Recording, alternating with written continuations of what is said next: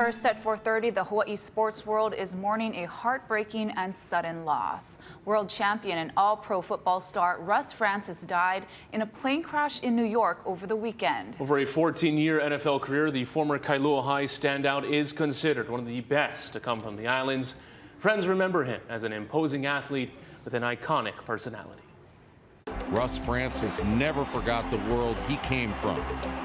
Never forgot that he was one of those who represented the Aloha spirit.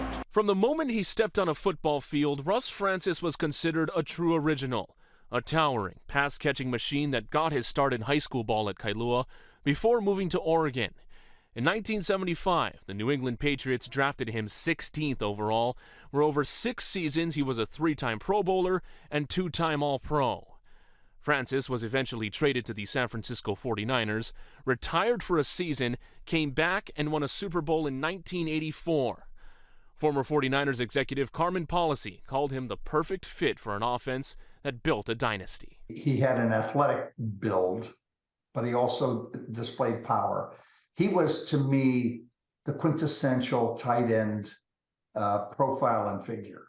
He showed the ability to have quick movement, strength, a skilled position with power connected to it. Honolulu Mayor Rick Blangiardi is a friend of the Francis family and considers him a pioneer. He took that physicality and took it to the highest level, and while he was there, was the best in the game.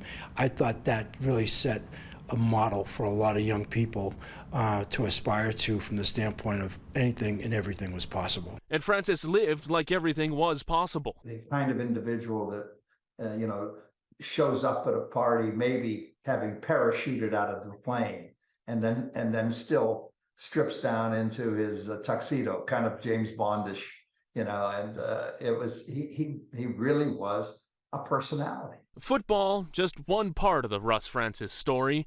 He was an avid aviator, sports enthusiast, and after his playing days jumped into media and became sports director at KGMB. Here's Steve Young's thoughts on his concussion yesterday. I remember interviewing him in the old KGMB studios, and he's looking around and he's going, I think we used to wrestle in here. And he was right. That was the wrestling studio where all the TV production was done. So it was just kind of a